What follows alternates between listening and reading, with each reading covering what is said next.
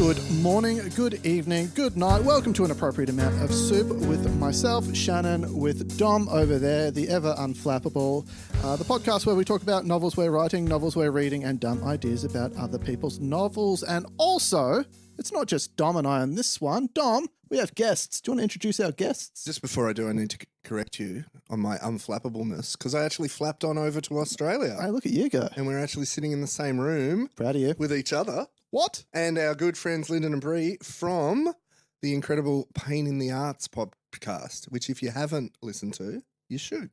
Yeah, and we're on an episode. I think it's coming out before this. So go back in time and listen to that one, and you'll discover that's the parent podcast of our show. And we'll explain that story, but you have to listen to theirs. You can't get it here.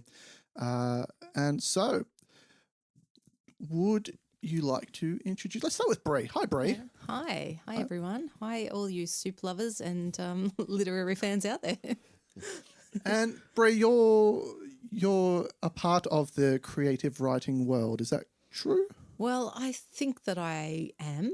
I certainly have done a lot of creative writing and continue to do so. So I guess so. I feel like I'm usually in my own little orbit though, and not necessarily interacting with much of the outside creative writing world. What sort of writing? What do you have preferred genres? Yeah, well, at the moment I'm working on a middle grade fiction that I kind of started it while I was doing my master's degree, and it has evolved from there. And it did get put on hold for a number of years, just being busy, and I started a business and did a bunch of different things, and I've just sort of recently in the last year or so taken it out again, and I really do want to finish it. So it's got two protagonists, and one is based on my real life daughter who is non-verbal autistic girl. So that's been quite a challenge to try to voice her and also make her into a character with like genuine agency, and she has her own sort of hero story to tell. So yeah. Yeah, fantastic. And do we have time frames, or we're just letting that happen as it happens? It's just happening quite slowly, but yeah, I'm just really enjoying the process of getting back into writing, and I just find that it's the most fun thing that I do. Like obviously, I'm a busy person and running a business, we do the podcast, have our daughter to care for and a big family and different things. So to actually squirrel away a little bit of time to write, it's like it just feels like an absolute treat to be able to do that. But I would like to do it more often. And I mean, I kind of was hoping by the end of this year I would be finished the sort of first manuscript, but I think that that's going to blow out to sometime next year, and then I'll have to cut probably 50,000 words because I've written way over my word budget. So. It's every time, right? Yeah. Like you just can't help it. Definitely. It just has to be done. Well, today you're going to help us write a story. So you'll have a story done by the end of the hour. I like so. the quick story. That sounds good to me. Yeah. And Lyndon, tell us a bit about yourself. Yes, well, I am feeling a bit out of my depth here. Being in a room with writers, and I can't remember the last time I read a book. Oh, yes, I can. It was last night when you sent through some chapters. But I'm feeling a bit like I did before my VCE exams a couple of years ago. So yeah. But about myself, musician. I do gigs on the weekends. Those generally these days are at wineries or beer houses. That's not right. What's Brauhaus? Brauhaus? No, what's the other name for them these days? Pubs? No. A bar. No. Breweries? Yeah, all of those things. Distilleries. Distilleries. That's what I was thinking Gin of. distilleries, yeah. Oh, gin distillery. That'd be nice. Yes. Any listeners out there who own a gin distillery in country gosh. Victoria, we got someone to play. Do you want me to talk about 4 Pillars for another 10 minutes like I did last week? Yes, 4 Pillars. Well, I played, I think it was over the road from them at 2 Pillars. At a brewery, yeah. There was 5 Pillars brewery, yeah. There'll be a 6 Pillars opening up as well. No, we actually went country Victoria on the weekend and went to a gin distillery, a new one that's opened up, and I started looking at the real estate boards. So there was a place for sale, and I said to Brie, "Look, we could live here, and I could just walk down to the distillery. How awesome would that be? Stumble home. Yeah, stumble home. so I'll be back there next weekend, and Yeah. I've got a residency. They don't know it, but I go one. yeah, that's right, exactly. Yeah, and what else do I do? I produce music here in the studio, which I call Morning Phase Recording Room, because it is a room that recording happens in. And so do that. What else do I do? Produce a podcast, obviously, and yeah, I think there's probably other things I do that I can't remember. What do you talk about on your podcast? What do we talk about? What don't we talk about? Well, look, we're a creative arts podcast. So Bree and I have lived the creative life, I suppose, for the whole time we've been together, and so we talk about it. We were talking about it all the time. Obviously, it was just a big part of our relationship, actually, and so Bree had this novel on the back burner, I'd say, and we'd been interested. Like, we both started listening to podcasts and were interested in this whole sort of medium, if you like, and so we were like, let's start a podcast and talk about what it's like to have these artistic works on the go, but also to be interrupted all the time by the responsibilities of adulthood and everything else that comes into play, and the stuff that we moan about. And we're just like, we know other artists in the exact same position as us, so how about we talk about it? And I also thought that it might be a good way for Bree to, if we're talking about it every week, then maybe that will be enough of a motivation for Bree to actually be writing the novel as well. So, because I know what it's like when you have a project sitting on the back burner and you can't, you put everything else first before that, and I could see that, like, I could recognize that in myself. It's been a long time since I've recorded anything for me, and I could see that was happening with Bree, and I thought, I don't want that to be, her story as well, where she's she's started this novel, which is going to be great. And so I just saw, the podcast was potentially something that would help get that written as well. So I don't know, Bree, if that's actually worked at all, but I think it has, because you've been doing about it. Yeah, obviously it means less time during the week, but I think one of the great things has been, and I'd be interested to see if you guys actually are, finding this as well, just having to sit down and talk about creative work, week in, week out.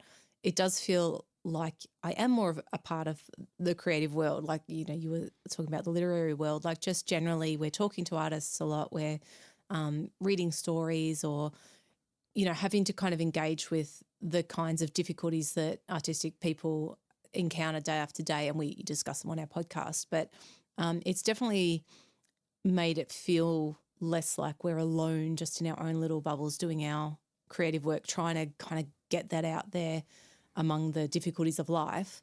It feels more like we are engaging with the community and, just being able to be alongside other people a lot more. So that's been a bonus. I've gotten a bit more writing done, but yeah, time is of the essence. Well, one thing, we don't actually talk about serious topics on this podcast, so we're going to be unable to touch on that. Yeah, but, just cut that. We're going to have to edit all of this out.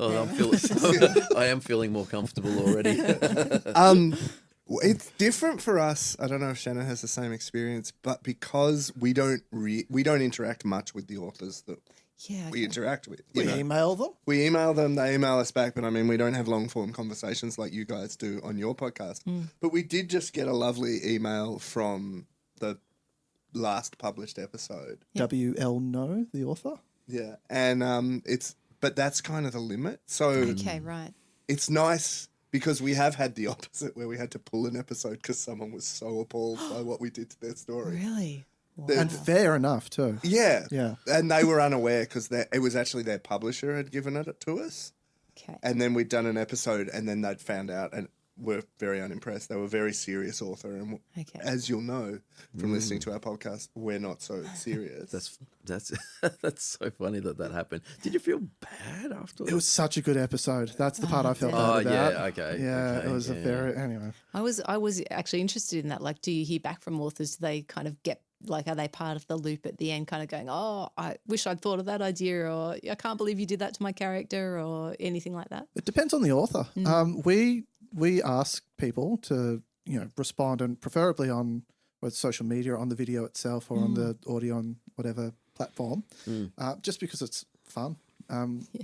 See what they actually thought of it and their perspective. So, Ian, by the way, you're going to need to do that this episode because we're going to be talking about your book. So when we get there, leave a little comment, let us know what you think and if we got anything right. And that's always the fun part because we go into so much absurdity. It's, did we accidentally just ass backwards stumble onto something that was correct? And the answer is yes. Yeah, every week. it happens often. Really? Yeah, more than you think. 100% accuracy every week. Well, this week could be different. No, we got to... That record might dip a little. Don't you dare break our perfect record, Lyndon. Well, I won't be trying to. Let's just say that. I'll do my best. All right, so let us, we'll go into this a little bit. We'll look at the author. So we've got Ian Garner, and Ian Garner has written about himself. By day, I'm a science educator shaping young minds and explaining why you should never lick mysterious rocks. By night, I'm an author, husband, father of two, doctoral student, and full-time nerd enthusiast, fueled primarily by caffeine and questionable sleep decisions. I write stories filled with monsters, magic, impossible choices, and the occasional emotional damage, because apparently my hobbies include asking, what if fantasy heroes needed therapy? When I'm not writing, I'm usually grading papers, running tabletop RPG campaigns, landscaping like an aging wizard maintaining his tower grounds, or trying to convince my children that just one more chapter applies to bedtime too. I believe the best stories remind us that ordinary people can face impossible darkness and still choose courage, compassion, and hope. Also explosions. Explosions help. Dom, is this you?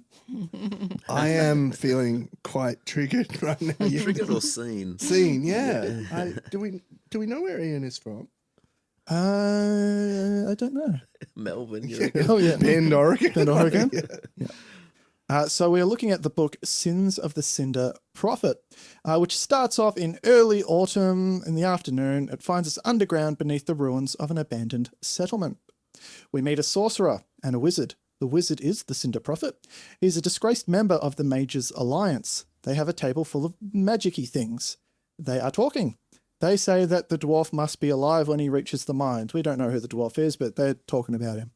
And there is an ancient one that directed this. Tommen, the town master, is summoned. He is haggard and 40. These things may or may not be related. Tommen is sent to deliver a letter to a cleric in Valdrick, which I think is just north of Bansdale. The mages continue speaking. This is done in a way that makes you think that they may not be nice people. Rotmore is summoned. He's a goblin. He has hounds. They're going to be ready to trap the dwarf when the dwarf is coerced into coming to where the mages are. Rotmore arrives. When he arrives, he emphasizes the general naughtiness of our characters. He throws a guard's head onto the table, so you get the impression that he's probably not friendly either. Rotmore is ordered to find the dwarf and his entourage. They will be sailing towards the mages from Spirit Gulf. We discover that the sorcerer is the wizard prophet fellow's master, and said about the prophet when he was put on trial as a suspect for the untimely demise of the lawkeeper of the Alliance. It was the shrouded patron who intervened on his behalf. So the sorcerer has kept the prophet going and alive. So that's nice. That's friendly. We discover that names are powerful to a mage. So we've got some like fey magic-y type things going on. The prophet believes that the Ancient One will soon rise and he'll be free of having to be a servant. So there's some Darth Vader Palpatine stuff going on here with the master and the apprentice and wanting to overthrow and be the big time bad fella.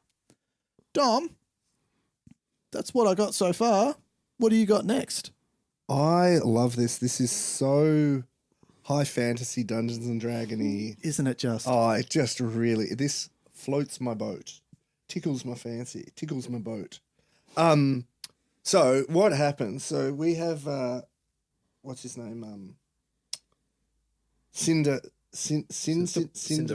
I think. Cinderella, yeah. Cinderella Yeah. is this main character who clearly is chafing under the leadership of his sorcerer buddy.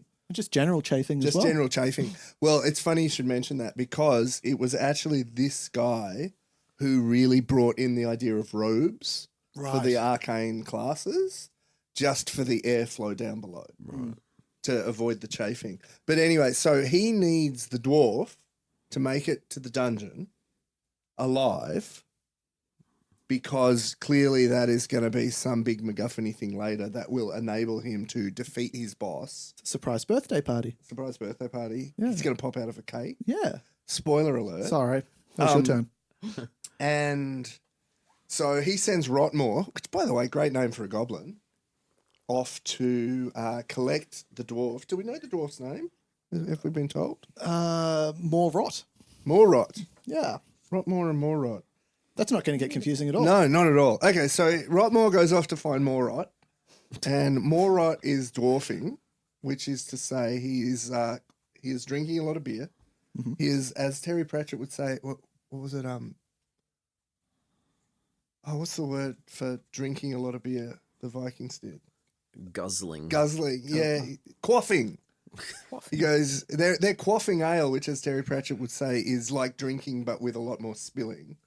So they're sitting in a pub and they're quaffing ale and doing dwarfy things and singing songs about mines and being under the water, completely unaware at this stage that there is a whole conspiracy to get them, which I believe is, does that scan with what we know? Yep. Yes. Yep. So Rotmore is on his way, but they don't. Rotmore's on his way. They don't that know. yet. They're drinking, and we get a whole bit of explanation.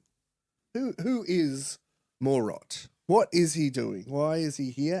And maybe a little clue as to why he's important. So who he is the best dang ever mandolin builder. Mandolin. Yeah, he builds mandolins, and he's so good at it that he's able to create magical mandolins, the tunes of which can destabilize the magic. Hence, why Cinder Prophet guy, Cinderella, is after him, because he wants to use him in a Ildrick experiment. It's always Ildrick I experiments. love with the you. Ildrick experiment. Every time. Even when we had to do a romantasy one, I think I managed to introduce an Ildrick. Yeah, Cthulhu comes out. Cthulhu pops out. And so he needs to be kidnapped, brought alive, so he can make the magical mandolin to help Cinderella overthrow his boss. And so they're singing, and suddenly Rotmore the Goblin kicks in the door with his band of little sharp-toothed goblin-y friends. I'm a little concerned because Lyndon's writing notes. I was just thinking that he's not listened to this podcast before. He's very serious. So, Lyndon, I'm going to throw to you. Rotmore kicks the door in, and Morrot looks up, and what does he say? Now, this is why I was writing stuff down, because as soon as someone hasn't got a normal name, I've got no idea who they are or where they came from. And I'm like, all I've written down is who the hell is Rotmore and Morrot and Cinderella? But what were you concerned about with me writing notes? Well, just that you might actually, there might be some structure to this story. Oh, no. In fact, I thought maybe that you had notes and you'd already worked out what your next, what it was going to be, or I have no idea. No, I pulled everything you have heard out of my bum. Yeah, no, that's good, because I will as well. But yeah, so, okay, let me get this straight then. The goblin is a baddie. Yes. Rotmore the Goblin, bad. Rotmore the Goblin is bad. Yeah, Rotmore. You were using lots of big words that I didn't understand. All right, let's just say that up front. So I'm just going to reduce it for the common man, which may or may not be listening to your show. Rotmore, baddie, and he's going to come in and steal. Who is my favorite character? He's trying to get this guy, who is Morrot, who is a dwarf, which I believe you can say dwarf. Only within a fantasy genre. Okay, I was a bit concerned. Right, okay, but you guys seem to just be using that term willy-nilly, but that's okay. We'll censor it in post. Yeah, sure. And he can build mandolins, which is incredible, but magical mandolins. Now, what did they do again? They could... Destabilize the very fabric of magic. And they also produce mandarins. No, that's the other type of mandolin. Ah, right. Sorry. Yes. Mandolin also, it's a kitchen device. You'd know that. It is being a indeed. chef. Okay, and so we've got Cinderella, who's the prophet, who actually wants this dwarf. Is that right? Because they want the powers of the mandolin builder to overthrow their Dark Lord boss. Is this... You are 100% on what we're doing. Oh, okay. Oh, well, this is right up my alley. We've got a musician, basically. My We've got worry- a luthier. My worry A is very that you're short gonna luthier. massively raise the expectations of our listenership as to the cohesion of our stories. I'm just enjoying that you've improvised backwards. So going, let's not progress. Let's go back. Go back further. Let's do what it I'm- further. what I'm So hearing- you're impressed by my regression of just summarising what's been said to like make it clear in my mind. So chapter I 2 think is I'm helping. a reflection on chapter 1. 100%. Well, Chapter 3 and 4 are a reflection on chapter Written 2. by in my- a chapter different 5. character from their point of view, but the same essential plot. In my experience, once you've read through chapter 1, which I have, by the way, audiobook-wise, when you get to chapter 2, you do need a refresher of actually who were all those characters.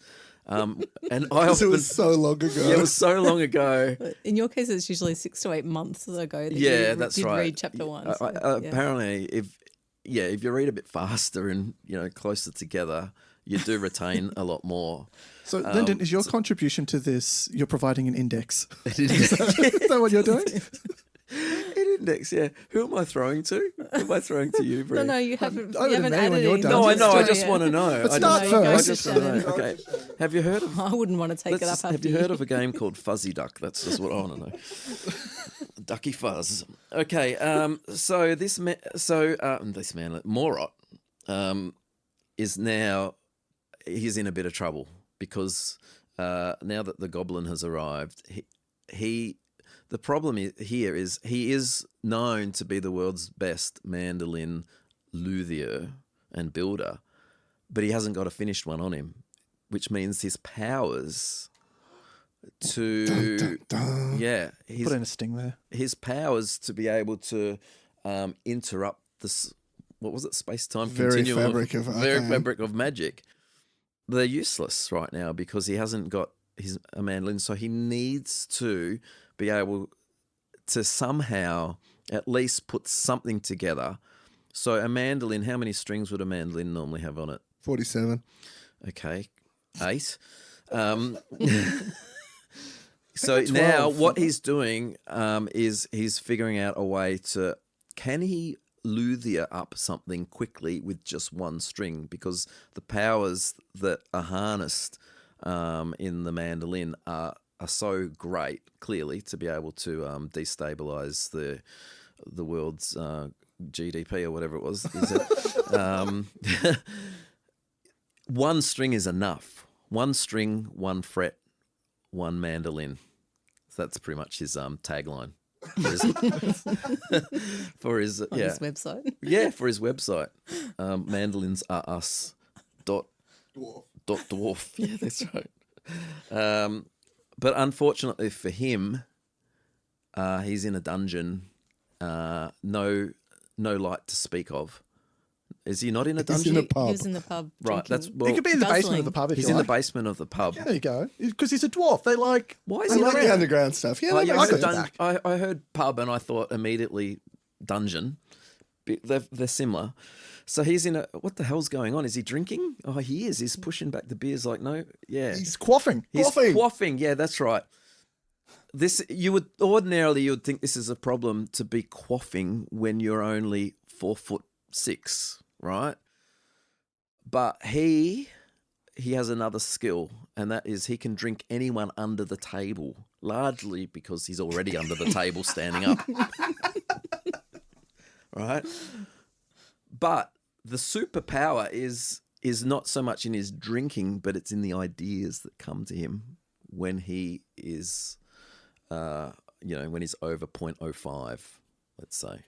So this is the time. This is actually a seminal moment for him, And I think chapter 2, because am I in charge of chapter 2? Let's say That's yes. what we're in theory, but we haven't heard it yet. Haven't we? I thought, no, this is chapter 2. We're good. Chapter 2 is all about Morot. The best magical mandolin maker in the world.org. He's quaffing in Luther. What's Luther King? What's he doing? Luthering? The Cinderella. He's a Lutheran. He's a Lutheran, yeah. He's a luthier. Luthier. He's a luthier. Which is a guitar maker. I know Well, words. an instrument builder. That's right. So he's one of the original and the best, in my opinion. Was Cinderella there? Who's he quaffing with? Cinderella's in a dungeon. He's Cinderella's in the dungeon. yeah. Well, my notes are useless. He's sending goblins. Do you want to tag out anytime? Yeah, I feel like I'm being encouraged to. It's up to you. If you got more, go. What's Cinderella up to? Nah, I better tag out because, I can't even picture what Cinderella looks like. Gorgeous, I imagine. Yeah, well, yeah, he's a. He's a Cinder Prince. Yeah, he's the Cinder Prophet. Cinder Prophet. Oh, yeah. Yeah, he's a bad fella. Oh, he kind of looks, It's all sinistery. Yeah, sinistry. Like one of them brick shit houses. Yeah. Made of cinder blocks. Yeah. Over to you, Bree. No. No, it's over to me. Oh, Bree's just flat out. Bree, yeah, Bree. No, Oh, no, I'm thank done. you. Is that why? I was like, why aren't you like about to just take the reins from me? And Shannon, I'm leaving it how to the a hell are you going to professional resurrect to- this? So look, quite. So, Morot is trying to build a mandolin really, really quickly. Rotmore Yes. is encroaching further into his space. So I don't have time to make this mandolin. It's going to be very, very difficult. But what I do know is that I have a ruler, a push pin, and an elastic band. That's what I was saying. And he MacGyvers himself up a little mandolin. I think you might need at least 2 strings Right. for it to be considered a mandolin because it has the octave. Yeah, that's true. Fair So enough. he gets a second rubber band and a second push pin, and he's really pushing his luck because a giant goblin, which is weird because goblins aren't normally They're giant. meant to be little. But this one beheaded someone, so I'm assuming there's some sort of maybe he's a big giant. Maybe he just climbed up them and then chopped their head off with a Oh, he's got pocket knife. stilts. He's got stilts. So a goblin on stilts is traversing across the basement of the pub, and he quickly throws together this Mandarin mandolin, and he strums the first note, and the goblin stops dead in his tracks. Yeah. And then he looks up. He goes, "Did you just play a magic mandolin?" And Morot says, "I did, in fact." And Rotmore says, "Well, it didn't work." And then he goes over and he grabs him and he drags him out because obviously a ruler and a couple push pins and a couple elastic bands is not a mandolin. So the magic has failed. So our goblin takes our dwarven hero and he drags him back to the dungeon, and that's 15 chapters of dragging. It describes the different items that he's dragged over. He's dragged over pebbles. He's dragged over gravel. Yeah, not Thorns at times, brambles. Yeah. I really like the chapter about the occupational health and safety references to how to drag and how Rotmore really sticks to that. Yeah, you got to drag with your knees. You don't want to drag with your back. It's not good. And you have to take breaks. Yeah. There's I think they're mandated every 4 hours. You need to take at least a 15 Every minute. 40,000 pebbles. Every 40,000 Wow. pebbles. Yeah. So there's a lot of breaks as well. At one point, they meet Tom Bombadil, who's just there. And they have a chat. He sings a song and it's like, "Are you taking that dwarf?" He's like, "Yeah." So, okay. And doesn't really care. And they scurry along. Eventually, they get to the dungeon where the Cinder Prophet is waiting. And there's this big reveal. "Oh, wow, you brought the dwarf back, and I'm going to use him for my sinister, evil magics." And Rotmore collects a reward of, I'm going to guess, like some sort of meat. He feels like the sort of character that would want meat as a reward. And he's about to leave. However, there's a little bit of exposition here. The Cinder Prophet being a bad guy is one to monologue, as you see in literature. The bad guys just can't help themselves. Yeah. And he's talking about the reason that he wanted the dwarf was not because of the prophecies of the Ancient One that the sorcerer was saying in chapter 1. It's actually because the dwarf's magic mandolin has the capacity to stop the sorcerer. and he's going to betray his master. And he's saying this to Rotmore, and Morrot's kind of all sitting there all bedraggled and literally draggled.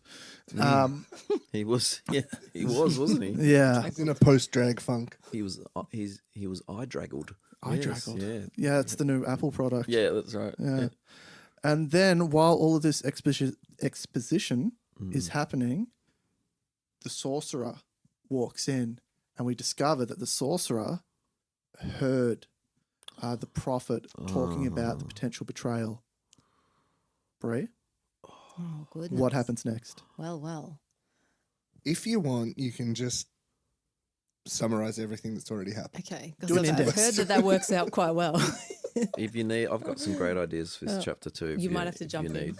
Now Let's go that back to chapter. And Don't he's got really good notes. don't summarize what's happened in my chapter. Go back to the we're start. set, but mind you, we're at chapter Recap 17 on or what something Dom now. said, yeah. What's a dragon? So just before I try to remember what's happened and take it from there, I've got am notes. I finishing up this story, or are we doing another round after this? We'll what see happens? where we're at. Throw to Dom. Yeah. And if we're at an end time, Dom will wrap us up. And if not, because we'll still have a little bit of time to go.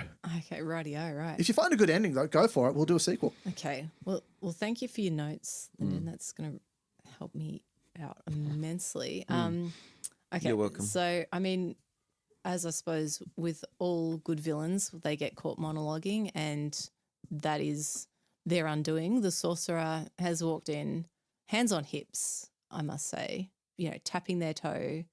Like, you couldn't just go ahead and try to overthrow me like a normal person. No, you had to start monologuing. Well, in that case, I'm just going to use my sorcery powers, which wouldn't have even had, like, the mandolin, had it theoretically been built and not just with a elastic band and a push pin, it still wouldn't have even worked on me because... Boom, boom, boom. I like the idea that he's more upset about the monologuing than the betrayal. Yeah, no, he was expecting it. He was Did expecting you it. learn nothing at villain school? Pretty much. He's been trying to raise up this Cinder apprentice, but it's never really worked out. This was kind of a test more so than anything else. He was, just hoping for more, but no. So in the end, what happens? What happens next? I don't know. I'm sorry. I've lost some threads. Don't let that stand in your No, way. okay. Yeah, we've never stopped because we've lost a thread. Just power through. You don't need I would have thought threads. too, the Okay. prophet's undoing was the fact that they're a prophet, so they've prophesied something. Oh, he should know what's going on, shouldn't he? So then, yeah, like of course the sorcerer was going to find out. You prophesized it, you idiot. Keep that to yourself. How did you know I was here? Well, I read your notes. Yeah, it's been known across the whole land. That's true. Yeah. Well, it's interesting you say that because It's very interesting. the prophet, being a prophet, knew that the sorcerer was going to hear him monologuing. It was a setup. He was just doing it to set him up. So Double many, betrayal. So many mic Straight drop ahead, moments. Brie. Indeed. But the whole purpose of the monologue and then the confrontation with, I can't believe you were going to betray me and I raised you up and now, now I've found out. And then the Cinder Prophet says, aha, well, the whole purpose of that whole time-wasting exercise was so that Morrot, is that the dwarf? Yep. Morrot did have time to complete a mandolin, but it wasn't just one he built from scratch. He'd nabbed the one that Tom Bombadil had been strumming with along the journey, quickly magicked it up in his own incredible way, and then hands it to the Cinder Prophet, who strums it and is revealed as actually Cinderella in all her glory. Oh, And twist. yeah.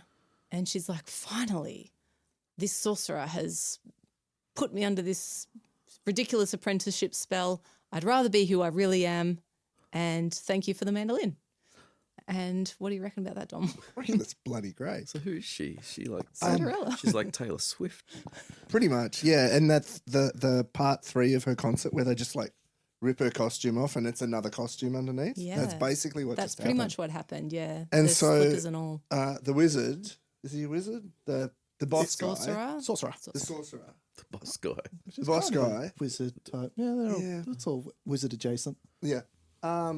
Is like, oh no, I didn't see this coming. When I read your diary, he says to Cinderella, I thought you were telling the truth.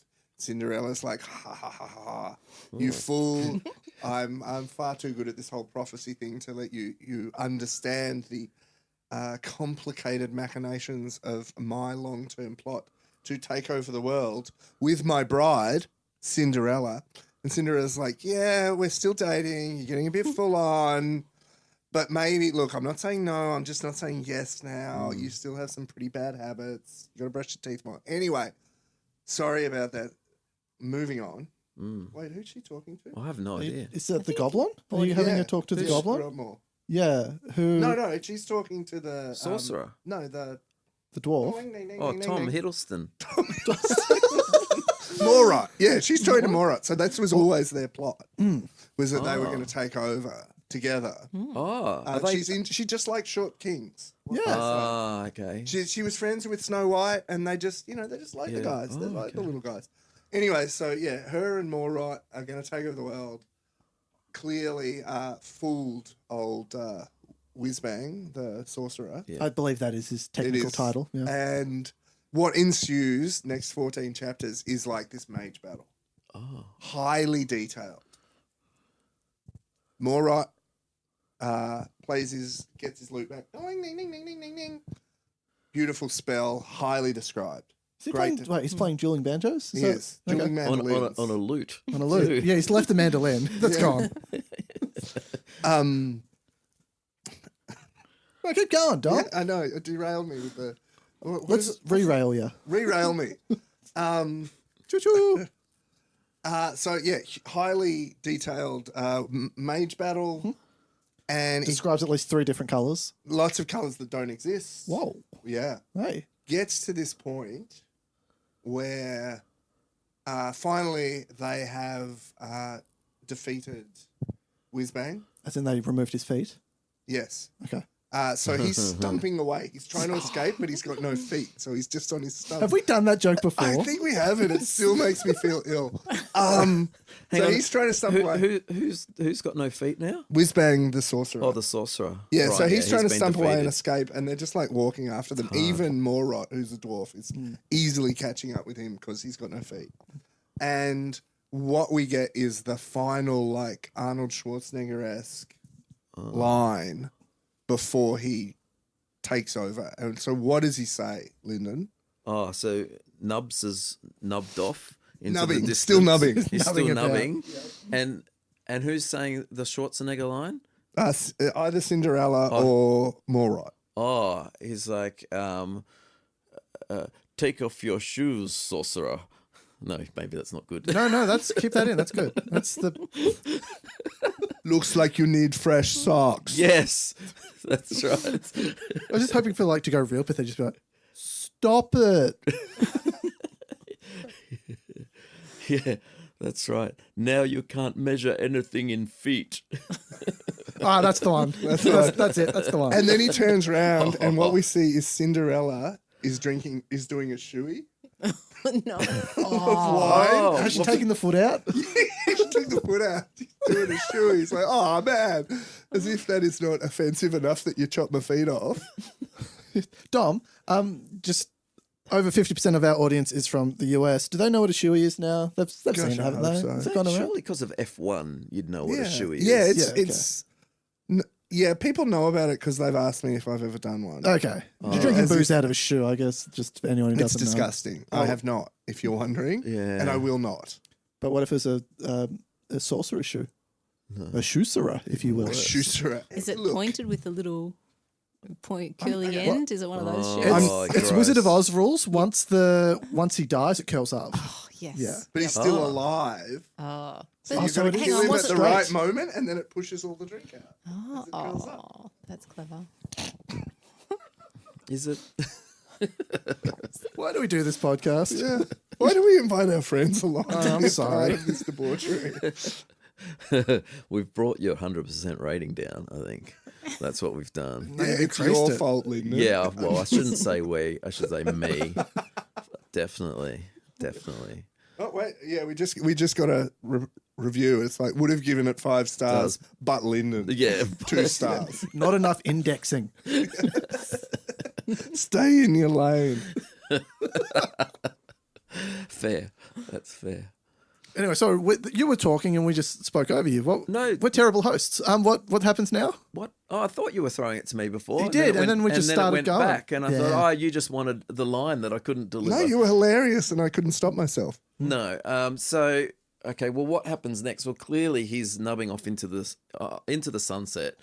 They're not actually too worried about killing him because they've got bigger plans and that they need to really start organising for. Because now that Morot has managed in this adventure, he's managed to not just be an amazing mandolin luthier and mandolin builder, but apparently now he has also built himself a lute. He's stolen something from Tom Saddington. But I just realised when that name came out of my mouth was a broker for us in the past. But he could make his way into this novel. Tom Saddington, Tom if you're Saddington, listening. yeah. Do you want to give him a quick plug? Is it Sure. Good broker? Brookvale brokers in New South Wales. There you go. If you need something broken, That's right. that's your guy. Tom Saddington and Co. He breaks loots all the So time. he was on that stony path, and what just gave up his mandolin, which became a lute. So now there's a lot of organising to go in because Morot has discovered electricity, and he not only has he discovered electricity, but he's worked out how to electrify his lute / mandolin / banjo. Ding, ding, ding, ding, Ding, ding, ding, ding. Yeah. And he and his new love, or old love, but is Cinderella, are going off on a world tour. And at the heart of this performance is going to be his new Flying V lute, or a mandolin, I should say, a Flying V shaped Luteolin. Mandolute was right there. Mandolute. Oh, mandolute. I feel the fool. The Flying V mandolute, which is just going to stun the whole world. And of course, he hasn't lost his magical powers. And so, yeah, that's what's happening for the next 32 chapters is they are going on a world tour. And she and Cinderella is the lead vocalist. And so while that is happening, though, Nubs has been forgotten. Nubbing along. Nubs has been forgotten to them because they're now like superstars of the performing world, doing arena tours and whatnot. Tina Arena Tours. Yes, exactly. Tina Arena tours. You can go. Show you see your way out, mate. I'm tired of you. I remember. All right. Take Lyndon with you. The Sorrento Moon. That's actually who originally wrote Sweet Sorrento Moon was this. Nubbins. No, not Nubs. Squelchy McNubbins. No, it Morat. was Cinderella and Morat. Yeah. Oh, obviously. know that. Yeah, well, Yeah, I yeah, always yeah. thought it was Stock Aitken Wardman. No. It was Cinderella and Morat. Very similar. But meanwhile, Nubs has been plotting their revenge, Sorcerer Nubs, unbeknown to pretty much the entire kingdom. Yeah. And that's the end. No, there's more. There's more. It's not the end. There's more, isn't there, Shannon? it's a big cliffhanger. I know. Well, you've got a world tour, and they're just high on fame. Oh, that's nice. Yeah, Yeah. yeah, And drugs. And cocaine. and cocaine. Yeah.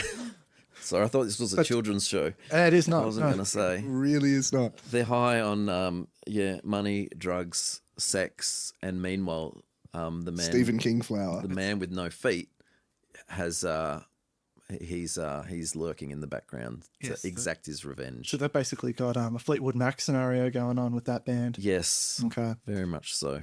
So Cinderella Swift and Morot go to perform. They've got this one big show. This is the grand finale of this Fantasy World tour.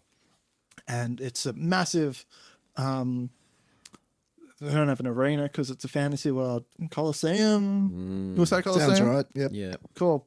So the massive Coliseum sits 100,000 magical people because it's only about 80,000, but like the pixies and whatnot are small, so you can sort of stack them in. Yeah, yeah. And the dwarves. And well, they stack on top. Yeah, it's like a Jenga dwarf. 2 for 1. Yeah, they wear a trench coat, so they don't have to buy one ticket.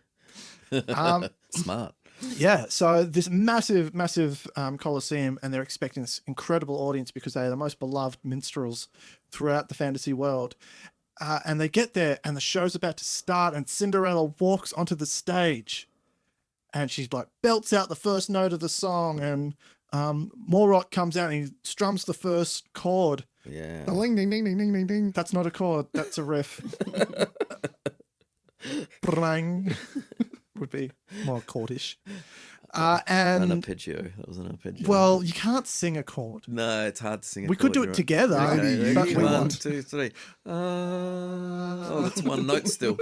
Wow. Damn it, Dom. Where were you when we needed a third harmony? I was just over here being tone deaf, so sorry. Bree, where were you? Likewise. You've listened to music before. Yeah, I really should have taken, a third or a fifth. Those were kind of my options there. I Yeah. chose neither. No, I think. I chose one, Yeah, and that'll do. And that's what Morot plays. He just plays one note. He One doesn't even note. play a chord. No, that's but true. because it's magical, it sounds like a chord. Yes. Brought it all back. Yeah. And then what they notice though, they do that and they stop suddenly, and they just hear just one person clapping. And there's no audience there. There is just one squelchy, footless man. right at the front. That you thought that I would just let this go. Yeah. And I'm not going to. He's a sorcerer. I am here. Rotmore is here. And Cinderella. I want to show you a little something about magic because you've got this magical dwarf and a magical mandolute going on. Yeah. And I've had a look more. I've had more of a look at the Book of Prophecy. That dwarf, that is magic. He's not a dwarf at all. Boom, pumpkin. What? Yeah, it's a Cinderella story. Oh. Hey? It wasn't a dwarf at all. Didn't was see it He coming. didn't see it coming. And he turns the Name dwarf was not back in the into a clue. pumpkin. And Cinderella's standing there and she's got her glass slippers on and she's looking at this squelchy man again. And she's like, what do I do? And of course, there's only one thing that she can do. Eat it. Eat pumpkin. Turn it into soup. An appropriate Too meta. amount, hopefully. No, yeah. Too early. Too much. I was going to say run away. I was going to go for that. Work it out. Oh, There's only one she Yeah, he it's can only do. one thing. What is it? What Bree? is the one thing that she can do? I'm going for like the glass slipper losing thing. I'm going to throw that to you, right? As a hint. I'd just be But there don't go feeling with it. Throw a dragon in there just to mess embarrassed with it. that. Imagine that. We already had a dragon. We got Throw a second dragon in there. 16 chapters of dragon. Did we? Oh, Oh, we did too. Yes. Good night, everybody. Nice. Well, what happens next is that Cinderella once again rolls her eyes because she's quite good at that. And she says, I knew that the dwarf was a pumpkin all along What? because, Ahead of everyone. I mean, 40 I was chess. in on the story right from the start. You gave me the glass slippers. You've been my wonderful fairy godmother. But then you, of course, made us dress up like a Cinder Prophet and a sorcerer. Thank goodness now we're back into our rightful costumes, and fairy godmother puts her dress back on as well. Sadly, she's still stumping around Very because her stump feet mother. have been cut off. And So she barbaric. said, and fairy godmother sorcerer says, did you know that he was going to try to cut my feet off and end my magic? And Cinderella said, yes, I did, fairy godmother. And I'm so sorry that you've been wandering around with no feet all this time while I've been an incredible galaxy-wide superstar mega hit. But I knew that, as with all incredible foot-related magic, that you've really got to Podiametric magic. you've got to hit above the knees for it to really work. Oh, And from that, she pulls from out of the rotting pumpkin, Which was which a is tour. hiding, yeah. which was a dwarf, which is hiding the magical loot-mobile. What is it? A mandolute. Mandalute. Mandalute. Which I believe was a Star Wars TV show, wasn't it? Yeah. Mandalutian. The mandolutian. Hidden inside the neck of the mandolute is an incredible sword. Swordalute. Yeah. And Taking she it is too then far there. able to slice off the fairy godmother at the knees and so end her reign of terror, which looked like benevolence but never was. And then she was able to stalk off into the distance with no one around, just herself, happy and transformed and just triumphant in defeating everyone. Is that an end? Is that- Yeah, That is a Defeat mic everyone. drop moment. I think that's the same ending as in Cinderella, isn't it?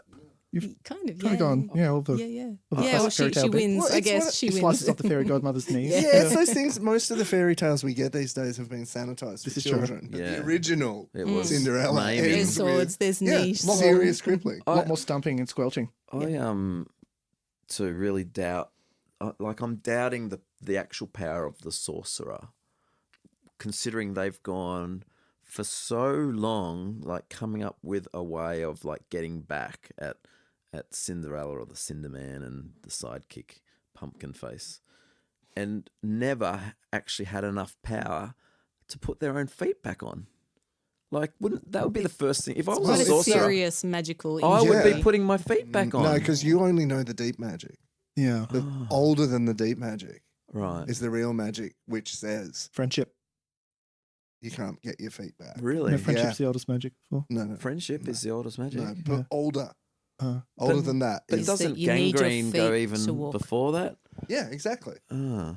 I rest my case. Mic drop. Gangrene's a type of friendship. Yeah, to bacteria. Yeah. Yeah, well, And what is and- bacteria if and not love incarnate? Sepsis is. not friends that live on you. Yeah. I want to see how we went. Well, do we get a score? Well, we're going to read the blurb and we're going to see how Oh, close we jeez. got to Dear. the story beats. Keep in mind, we've got 100% right so far. So if, According it, Okay. to Oh dear. us. Wikipedia. Of course, us. Yeah, if it's less than that, Lyndon, we're blaming you. yeah, and if you want to create a Wikipedia page for us so that we can be 100% there, go for it. Wow. Can you So do that? this is the official blurb, and it starts with Guardians of the Galaxy meets Lord of the Rings. So we know that to start with. Oh, yes. A We had the simple Mandalorian. escort job, a stolen dwarf, a prophecy written in fire. So far, so good. Anshul, which that's the name that we gave them, has spent his life being feared for his horns, crimson skin, and gift for flame. Traveling with an Owlkin wizard, a half-orc barbarian, and a halfling thief isn't exactly safe, but it's the closest thing he's ever had to a family. I feel we got most of that. There was They were at traveling. the concert. Yeah. There was yeah. traveling. Yeah, they were all, they were the roadies. Yeah, okay. So, tick. When a wealthy cleric offers the party a fortune to escort a dwarven smith to the struggling town of Summerhost, So we forgot to mention the manager. which is, yeah, That's where but the that money was comes implied. in. Yeah. The job seems too good to refuse. It is. Before they arrive, a bog hag, Taylor Swift. Taylor Swift. Oh, that's not nice. She works hard on her image. And Sorry, Taylor, I presentation. love you. Yeah, she'll hear this. She's going to be very Other upset. people will hear. They hear everything. All right. And for legal reasons, Dom and I are not affiliated in any way, You shape, can't or have this form. episode be pulled. It's the only one we're on. You can come back. When we get picketed by Swifties. So a bog hag brands Anshul with a prophecy that speaks of an ancient evil, a mysterious heart, and a fire destined to either save the world or consume it. So heart, mandolute, fire, music. I thought heart did Barracuda. So, I think so. They did, yeah. Now hunted by monsters, pursued by the rogue mage known as the Cinder Prophet, and racing to rescue a kidnapped dwarf, Anshul. So Anshul's not in the chapter that we read, No. but we still managed to get it right. That's amazing. Wow. And his companions must decide whether they're merely adventurers or the last hope the world has left. But Anshul fears the prophecy isn't warning him about the darkness, it's warning everyone else about him. Sins of the Cinder Prophet is the first novel in the Summerhost Saga, an epic fantasy adventure featuring unforgettable companions, dangerous magic, impossible prophecies, found family, monster battles, sharp banter, and world-ending stakes. Yeah. Gold star? 100%? Nothing what different. we're all thinking? Oh, yeah. Yeah. That was pretty much it. Apart from most of the details, we were exactly right. Exactly. Hey, Is that how you usually go? Is that how? Yeah, we're usually about that accurate. About- but but- usually yeah. nail everything that we say all the Yeah. time. Yeah. Everything you... Yeah. Yep. And what was the indexing like? Did they talk about that at They, all? no, they sadly glossed over it, didn't they? Yeah. They did. Well, I thought so. Wait. Is indexing normally a part of the blurb or not? It's usually in the index. Right. So they don't like in the blurb or talk about the story and then go and by the way, Well, usually pretty good there's- looking Fantastic index as index, well. yeah. Yeah, well, usually there's a quote from another author. Like, Yeah. The indexing was bloody great. Yeah. Stephen King. Stephen King, yeah, that's right. It's glossed over in the glossary as well. Get out. Right. Hey, Dom, Yeah. if you were to give this whole adventure a soup rating, what sort of soup rating would you give this? Oh, this was an easy one. Gazpacho. Oh, Gazpacho, because cold. gazpacho is a cold soup, right. right? But you don't know that No. until you eat it. Oh. So you might feel a little deceived. Like I felt deceived that the main character wasn't in the first chapter. So yeah, We spent too much time on Cinderella, not enough time Ian, on that's a gazpacho. Ashton. That's a good point. Nice name. Lennon. What was it, Ashland or something silly? Ashton Kutcher. Yeah, Ashland. So my soup rating would be pea and ham soup because I thought you guys really hammed it up, Hey. right? And Do you need to pee? I need to pee. Yeah, that's right. So I give it a rating of a delicious, very, very warm pea and ham. All right, and are you done for this episode? Are you going to pop out of the room? And Yeah, finish that's off right. without No, you? it's all right. And I gotta go now. Bye. I've got Tina Lady for Men on, so I'll be Oh, right. that's good. Another plug for them. All right. Yeah, my sponsor. Bree, what did you think? I would give it a pumpkin soup with croutons. Of course. Pumpkin soup because so many familiar, comfortable elements that, just feels very familiar. And the croutons are like all the surprises, all the twists and turns that everyone sort of threw in there. So, yeah. I thought you were saying pumpkin soup because Morok got turned into a pumpkin. Well, obviously and, that too. and the croutons were all his teeth that were left inside. No. Because the dwarf's got to go somewhere. You can't just turn a dwarf into a pumpkin without there being some remnants. Yes. Surely there's got to be a way to identify. You underestimate the body. power of foot magic, clearly. No, it's like being I do. it's like being caught continue in a to do it. fire. It's always the dental records. The dental You get turned records, into a yeah. pumpkin, they find you by the dental records. Exactly, that's what I'm saying. The croutons. Strain them out. With Crouton. You drink the soup through your teeth. No. And then to strain out the other teeth. That's Yeah, your horrible. teeth are nature's natural strainer. Shannon, what do you reckon? I was thinking like a shoey full of blood soup. Oh, no. Blood soup. It's a real not a thing, thing. Dom. Look it up. Is it? It Blood is. soup Blood soup. It's real. from a shoe. Oh. He's getting on a good. Well, the shoe part is more Australian than anything. He's googling away, dear listener. This is called Bloods. cheating, isn't it? When you jump on Google. It's- What he's are you, fact-checking like me. a millennial? Drink your blood soup, Dom. I am not.